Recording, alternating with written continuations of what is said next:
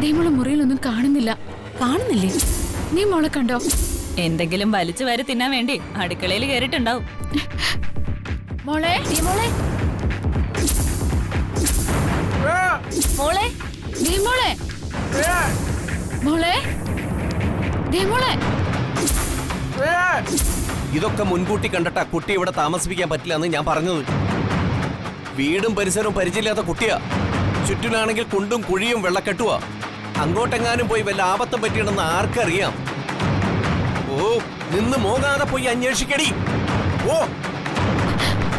പോടാ.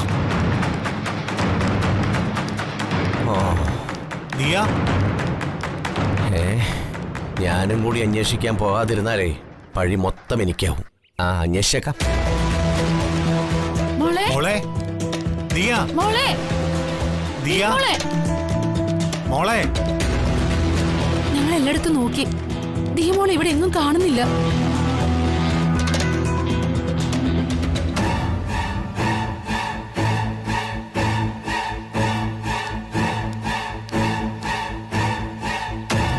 മോളെ മോളെ മനോജ്, എനിക്കൊരു സംശയം. ഇനി രാജീവ് മേനോന്റെ സഹോദരി രാഖിയും ഭർത്താവ് സാഗറും ചേർന്ന് ദിയമോളെ തട്ടിക്കൊണ്ടുപോയി കാണോ? തട്ടിക്കൊണ്ടുപോവാനോ? രാഖിയും സാഗറും കൂടെ ആണല്ലോ ദിയമോളെ വന്ദനേശ്വരയിൽ കൊടുത്തത്. പിന്നെ അവരെന്തിനാ തട്ടിക്കൊണ്ടുപോകുന്നത്? അതാണ് കപടതന്ത്രം. രാജീവിന്റെ കോടിക്കണക്കിന് സ്വത്തുക്കളുടെ ഒരേ ഒരു അവകാശി ദിയമോളാണല്ലോ. അതെ. ആ ദിയമോൾ ഇല്ലാതായ പിന്നെ സ്വത്തിന്റെ അവകാശി രാജീവിന്റെ സഹോദരി രാഖിയ. അതും ശരിയാണ്. അപ്പൊ ദിയമോളെ തട്ടിക്കൊണ്ടുപോയി കൊലപ്പെടുത്തി ആ കുറ്റം വന്ദനയുടെ തലയിൽ കെട്ടിവെക്കാനാ അവര് കുട്ടിയെ വന്ദനയ്ക്ക് വിട്ടുകൊടുത്തത്. അങ്ങനൊരു പ്ലാൻ ആയിക്കൂടെ? എന്താ എന്റെ സംശയത്തിൽ കഴമ്പില്ലേ മനോജ്? അപ്പോ അവര് ദിയമോളെ തട്ടിക്കൊണ്ടുപോയി കൊന്നു കളഞ്ഞു എന്നാണോ നീ പറയുന്നത്? കൊന്നില്ലെങ്കിൽ കുട്ടിയെ കൊണ്ടുപോയി ഒളിവില് പാർപ്പിച്ച് സമയവും സന്ദർഭവും അനുകൂലമാവുമ്പോ കൊന്ന ഏതെങ്കിലും ഓടെ താക്കും. മോളെ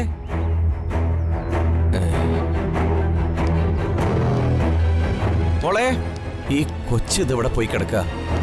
വന്ദനേ, വന്ദനേ, വന്ദന. പ്രകാശേട്ടനാണല്ലോ വിളിക്കുന്നത്. ചിലപ്പോ മോളെ കിട്ടിക്കാണും. വന്ദന വാ. ദിയമോളെ കണ്ടുകിട്ടിയെന്നാ തോന്നുന്നേ. നമുക്ക് പോയി നോക്കാം.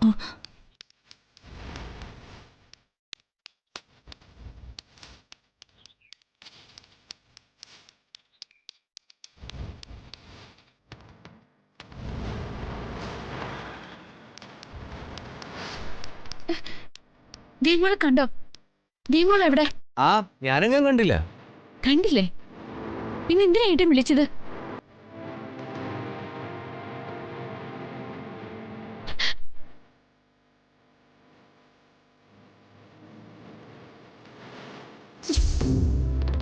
മോളെ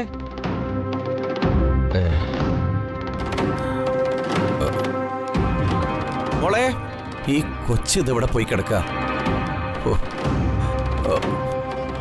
മോളെ മോളെ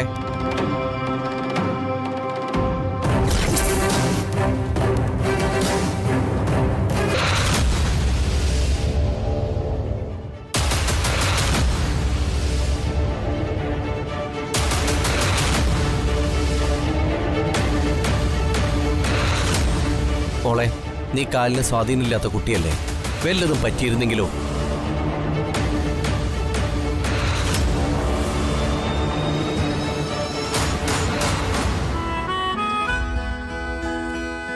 ഒന്നും പറ്റിയില്ല അങ്ങളെ. ഞാനും വിനുമാവനും കൂടി ഒളിച്ചു കളിക്കായിരുന്നു. കൊറേ നേരം കഴിഞ്ഞ ഒളിച്ചിരിക്കാൻ തുടങ്ങിയിട്ട്. എന്നിട്ടും വിനുമാവൻ എന്നെ കണ്ടുപിടിക്കാൻ കഴിഞ്ഞില്ല. പാവ എന്നെ തേടി നടക്കുക. എല്ലാവരും നിന്നെ ഉച്ചത്തിൽ വിളിച്ചാണല്ലോ, നീ കേട്ടില്ലേ? കേട്ടു. പക്ഷെ ഒളിച്ചൊളിക്കുമ്പോൾ വിളി കേൾക്കാനും പുറത്തു വരാനും പാടില്ലല്ലോ. വിനുമാമൻ കണ്ടുപിടിക്കില്ലേ? അതുകൊണ്ടാ മിണ്ടാതെ പമ്മിയിരുന്നത്.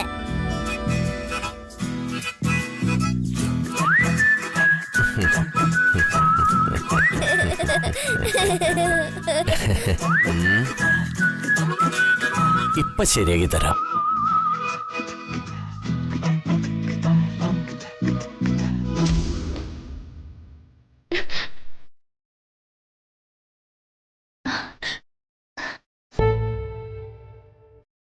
അമ്മേ,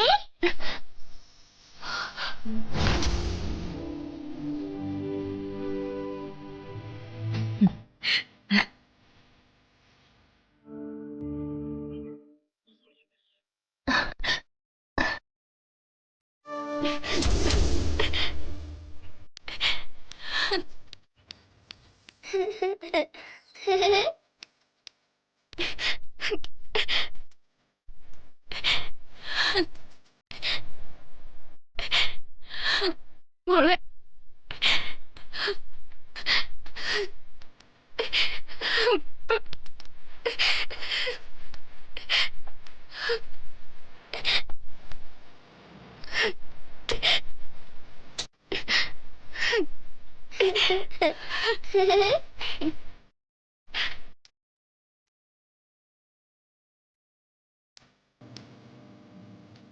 മോൾ എന്ത് പണിയായി കാണിച്ചത്?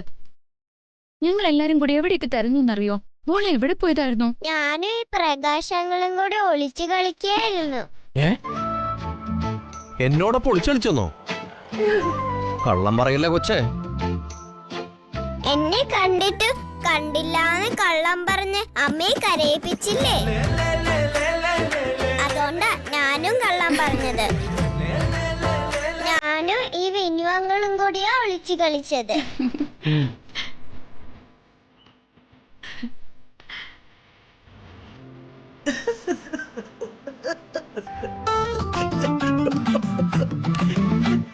ദിയമോൾ ഒപ്പിച്ച കുസൃതി കേട്ടാ ചിരിക്കാതിരിക്കുന്നത് പിന്നെ എങ്ങനെയാ? കുട്ടിയെ കാണാനില്ലെന്നറിഞ്ഞപ്പോ എല്ലാവർക്കും വേവലാതി. എല്ലാവരും ഒരേ മനസ്സോടെ കുട്ടിയെ തേടി ഇറങ്ങാനും തയ്യാറായി.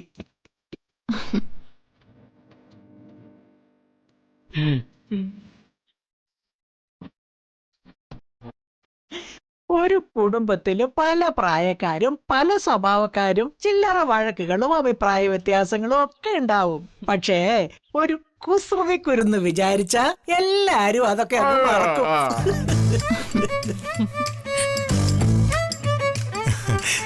ദിയമോള് മാത്രല്ല, ഈ വിനുവും ബെസ്റ്റാ. വിനുവും ദിയമോളും കൂടെ ഒളിച്ചു കളിച്ചതിന്റെ സീന ഇവിടെ നടന്നു നോക്ക്. വിനു ഇവിടത്തെ കുട്ടിയാണല്ലോ. കുട്ടിക്കളിയുടെ കാര്യത്തില് വിനുവാണോ ദിയമോളാണോ മുന്നിലെന്ന് ചോദിച്ചാ ഈ വിനുവിനായിരിക്കും മുൻതൂക്കം. കുട്ടിയെ കാണാനില്ല എന്ന് പറഞ്ഞപ്പോ അവളെ കണ്ടുപിടിക്കാൻ ഞാനും സഹകരിച്ചു എന്നുള്ളത് ശരി തന്നെയാ. പക്ഷേ എന്റെ അഭിപ്രായത്തിന് ഇപ്പോഴും മാറ്റമില്ല. വിനുവും ഈ കുട്ടിയും പാഴ് ജന്മങ്ങളാണ്.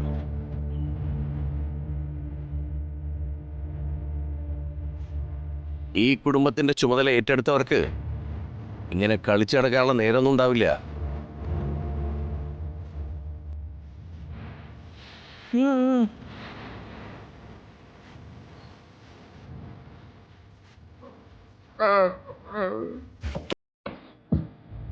മോനെ, ദിയമോള് കാലിന് സ്വാധീനം ഇല്ലാത്ത കുട്ടിയാ. ഒളിച്ചു കളിക്കാനൊന്നും അവളെ നിർബന്ധിക്കരുത്. വന്ദനെ, മോളെ കുറച്ചുകൂടി ശ്രദ്ധിക്കണം. കാലിനധികം സ്ട്രെയിൻ കൊടുക്കാൻ പാടില്ലെന്ന് ഡോക്ടർ പറഞ്ഞത് ഓർമ്മ വേണം.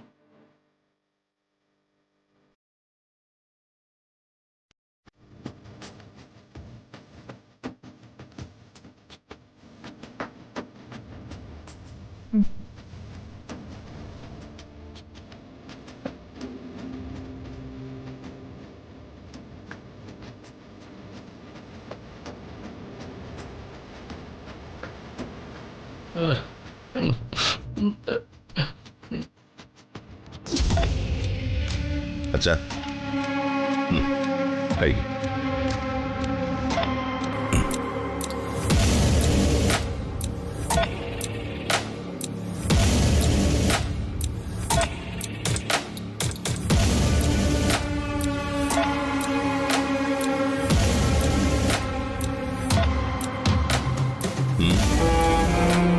നിനക്കെന്താ പറയാനുള്ള പോലെ? അത് ചന്ദ്രികയുടെ മോള് വന്ദനയുടെ അവളുടെ കല്യാണം മുടങ്ങി.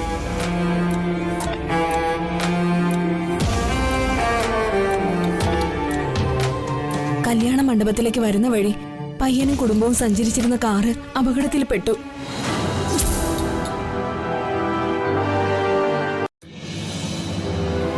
ആശുപത്രിയിൽ എത്തിച്ചെങ്കിലും ആ പയ്യനും അമ്മയും മരിച്ചു.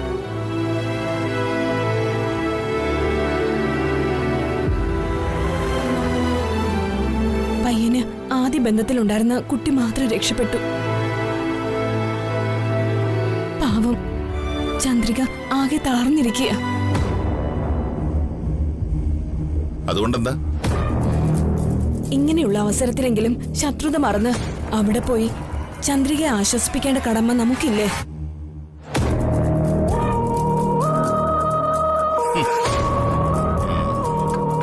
ആശ്വസിപ്പിക്കണോ അത്രേ? ഇങ്ങനെ ജീവശവം പോലെ ഇരിക്കുന്ന ഈ മനുഷ്യനെ ആശ്വസിപ്പിക്കാൻ ഞാൻ മാത്രമേ ഉണ്ടായിരുന്നുള്ളൂ. അത് നീ മറക്കരുത് കേട്ടോ.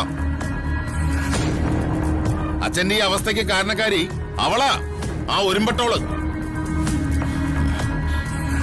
സ്വന്തം കുടുംബം തൊളിച്ചിട്ട് കണ്ണി കണ്ടവന്റെ ഒപ്പം ഇറങ്ങിപ്പോയി കുടുംബം ഉണ്ടാക്കിയുള്ള അവള്. ആ കുടുംബത്തിൽ നിന്നും ദുരന്തം മാത്രമേ ഉണ്ടാവുള്ളൂ.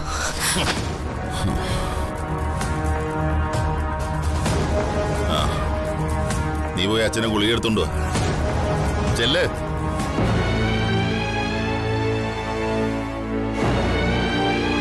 അച്ഛാ, അച്ഛന്റെ അവസ്ഥ അവള് പറഞ്ഞതല്ലേ? എന്നിട്ട് അവളൊന്ന് തിരിഞ്ഞു നോക്കിയോ? ഭർത്താവെന്ന് പറയുന്ന വൃത്തികെട്ടവനോടൊപ്പം വന്ന് അച്ഛന്റെ കാലി വീണ് മാപ്പ് പറയാൻ പോലും അവള് തയ്യാറായില്ല.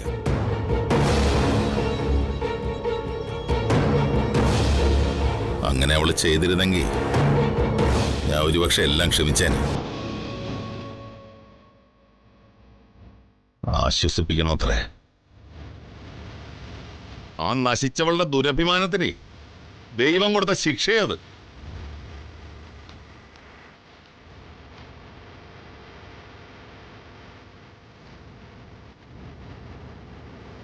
അവന് ശപിക്കൊന്നും വേണ്ട. ഭർത്താവ് ചെയ്യേണ്ട ചില കടമകളെക്കുറിച്ച് ഓർമ്മിപ്പിക്കേണ്ടത് ഒരു ഭാര്യയുടെ കടമയാ. ഞാനതൊന്ന് ഓർമ്മിപ്പിച്ചെന്ന് മാത്രം. അന്നത്തെ സാഹചര്യത്തിൽ ചന്ദ്രിക ഒരു അവിവേകം ചെയ്തു പോയി. ഈ കുടുംബത്തിന്റെ സ്ഥിതി വെച്ച് നോക്കുമ്പോ ചന്ദ്രിക ചെയ്തത് കടുത്ത തെറ്റാണെന്ന് ഞാൻ സമ്മതിക്കുന്നു. പക്ഷേ ഇന്ന് സാഹചര്യങ്ങൾ ഒരുപാട് മാറിയില്ലേ? ഇനിയും ഈ ദുർവാശയും കൊണ്ട് നടക്കണോ? അതുകൊണ്ട് എന്ത് വേണോടി? ഞാൻ മക്കൾക്കൊരു ദോഷം വന്ന ഒരമ്മയ്ക്കും താങ്ങാനാവില്ല. അതറിയാതിരിക്കാൻ നമ്മളും മക്കളില്ലാത്തവരല്ലല്ലോ. അതെ, അതുകൊണ്ടാണ് ഞാൻ അവനോട് പഴയ ചരിത്രങ്ങളൊന്നും പറയാഞ്ഞത്. സ്വന്തം കുടുംബത്തിനും രക്തബന്ധങ്ങൾക്കൊക്കെ വില കൽപ്പിക്കുന്നവനാ നമ്മുടെ മോൻ. സ്വന്തം അച്ഛനൊരു പെങ്ങളുണ്ടെന്നുള്ള കാര്യം പോലും ഞാൻ ഇതുവരെ അവനെ അറിയിച്ചിട്ടില്ല. എന്നായാലും അറിയരുത്. ചന്ദ്രിക എന്ന പേര് പോലും നിന്റെയോ എന്റെയോ നാവിൽ നിന്ന് അവൻ കേൾക്കരുത്. മനസ്സിലായല്ലോ?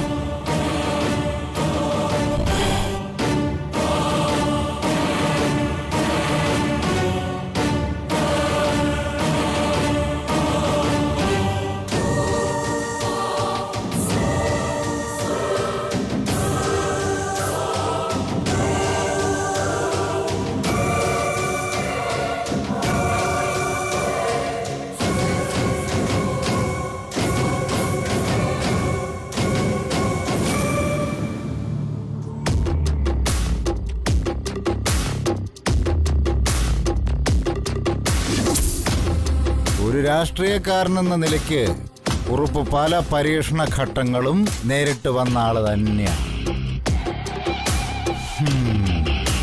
പക്ഷേ ഈ കാർ ആക്സിഡന്റ് അതൊരു കീറാമുട്ട് തന്നെയാണ്. അതൊഴിവാക്കാൻ എനിക്ക് നിങ്ങൾ രണ്ടുപേരുടെയും സഹായം കൂടിയേ തീരൂ. തീർച്ചയായും ഉണ്ടാവും. ഞാനിതുവരെ ഒരു രാഷ്ട്രീയക്കാരന്റെയും മദ്യവിരുന്നിൽ പങ്കെടുത്തിട്ടില്ല. എന്നിട്ടും കുറുപ്പ് സാറിനോടുള്ള ബഹുമാനവും വിശ്വാസവും കൊണ്ടാ ഞാനിതിൽ പങ്കെടുത്തത്. സന്തോഷം. കുറുപ്പ്, വീട്ടിൽ വെച്ച് അങ്ങനെ ആർക്കും മദ്യസൽക്കാരം നടത്താറില്ല. ഇപ്പോ നിങ്ങൾ രണ്ടുപേരും അത്രയ്ക്ക് പ്രിയപ്പെട്ടവരായതുകൊണ്ടാ.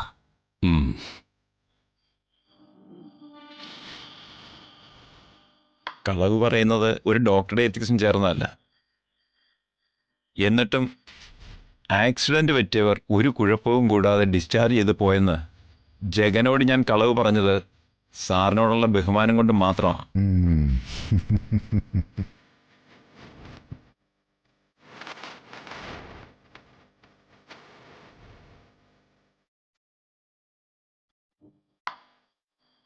ഇത്രയും ടെൻഷനുള്ള അച്ഛൻ ഇതുവരെ കണ്ടിട്ടില്ല. എന്തോ കാര്യമായ പ്രശ്നമുണ്ട്. അതിന്ന് തലയൂരാനുള്ള ഗൂഢാലോചന ആയിരിക്കും നടക്കുന്നത്. എന്തായിരിക്കും പ്രശ്നം? അറിഞ്ഞിട്ട് എന്നെ കാര്യം.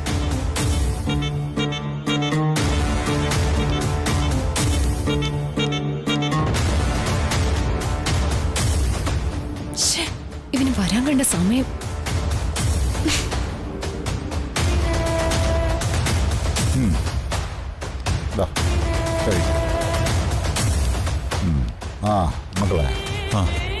ഇത് നമ്മുടെ പുതിയ എസ് ഐ. നമസ്കാരം സാർ. എനിക്കറിയാം ആളിനെ. നാളത്തെ മന്ത്രിയല്ലേ, ജഗൻ കെ കുറുപ്പ്. ഹലോ.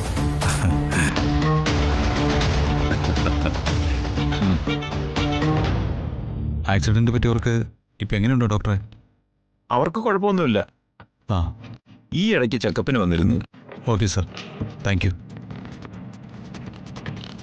എന്നാ പിന്നെ ഞാൻ അങ്ങോട്ട്. ശരി ശരി സാർ.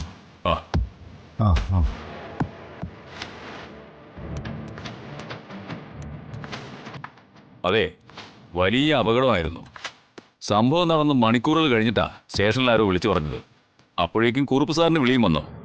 അതാ ഞാൻ തന്നെ നേരിട്ട് സംഭവ സ്ഥലത്തേക്ക് എത്തിയത്. ഒരർത്ഥത്തിൽ നന്നായി, അല്ലെങ്കിൽ പിന്നെ റിപ്പോർട്ട് മാറ്റാൻ നടക്കേണ്ടി വന്നേനെ. ജഗനെ സംശയിക്കാൻ ഒരു പഴുതും കിട്ടാത്ത രീതിയിലാണ് റിപ്പോർട്ട് തയ്യാറാക്കിയിരിക്കുന്നത്. ഇക്കാലത്ത് കാര്യങ്ങൾ ശ്രദ്ധാപൂർവം ചെയ്തില്ലെങ്കിൽ പ്രശ്നമാണ്. പ്രത്യേകിച്ച് ഇൻഷുറൻസ് കമ്പനിക്കാര്.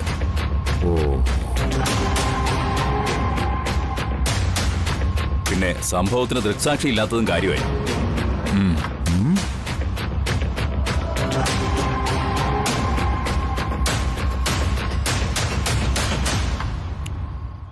സാധാരണ റോഡിൽ സംഭവിക്കാറുള്ള ആക്സിഡന്റ് എന്നതിൽ കവിഞ്ഞ് മറ്റു വകുപ്പുകളൊന്നും ഭീഷണിയായി വരാൻ പോകുന്നില്ല. സാറ് വിഷമിക്കണ്ട. ഇപ്പോഴാ ഒരല്പ സമാധാനമായത്. സാറേ, ആക്സിഡന്റിൽപ്പെട്ടവരെ അഡ്മിറ്റ് ചെയ്തതുമായിട്ട് ബന്ധപ്പെട്ട CCTV ദൃശ്യങ്ങളെല്ലാം മായ്ച്ചു കളഞ്ഞിട്ടുണ്ട്. ആശുപത്രിയിൽ ഇനി അങ്ങനെ ഒരു വീഡിയോ കിട്ടില്ല. Very good. അപ്പൊ ഇനി ഒന്നും പേടിക്കാനേ ഇല്ല. കുറുപ്പ് സാറ് സമാധാനത്തോടെ കിടന്ന് ഉറങ്ങാൻ നോക്ക്. അപ്പോ okay, good night. Good night. വരട്ടെ സാറേ.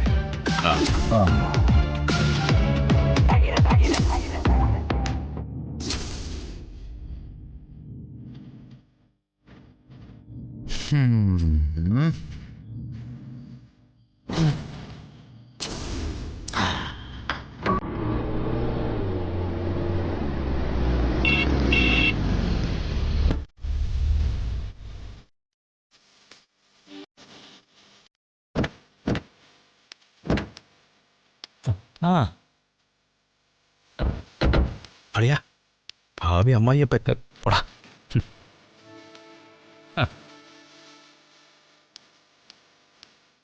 ഇതാരൊക്കെയാ? വാ, അകത്തേക്ക് കയറിയിരിക്കേ. സോറി എങ്കിൽ ഇപ്പൊ കുറച്ച് തിരക്കില്ല. കുറച്ച് നാളായി വീട്ടിൽ പോയിട്ട്. അച്ഛനും അമ്മയും വിളിയോട് വിളി. ഞാൻ വീട്ടിലോട്ട് പോകാൻ ഇറങ്ങിയതാ. നിങ്ങളൊക്കെ ഇത് പുറത്ത് നിന്നതാണ്. അകത്തേക്ക് വാ. ശ്യാം ഇപ്പൊ പ്രധാനമന്ത്രിയേക്കാൾ തിരക്കിലാണ് ആന്റി. Full time ബിസിയാ. പോണ. അതെ ആന്റി, വീട്ടിൽ പോകുന്ന തിരക്കാ. അതിനു മുമ്പ് സോഷ്യൽ വർക്കിൻ്റെ കാര്യങ്ങളെക്കുറിച്ച് വർഷയോട് സംസാരിക്കാനുണ്ടായിരുന്നു. ആ പിന്നെ കോളേജിൽ വർഷയ്ക്കൊരു അനുമോദന ചടങ്ങുണ്ട്. ആ കാര്യമൊന്ന് പറയണം. അല്ല, വർഷ എവിടെ? വന്ദനയും വർഷയും ദിയമോളും കൂടി അമ്പലത്തിൽ പോയിരിക്കുക. വഴിപാട് കഴിപ്പിക്കാനുണ്ട്. അവര് വരാൻ കുറച്ച് വൈകും. അല്ല മോനെ, എന്തിനാ കോളേജിൽ വർഷയെ അനുമോദിക്കുന്നത്? അപ്പൊ നിങ്ങൾ ടി വിയും പത്രമൊന്നും കാണാറില്ലേ? അതൊന്നും ശ്രദ്ധിക്കാനുള്ള മാനസികാവസ്ഥയിലല്ലല്ലോ മോനെ.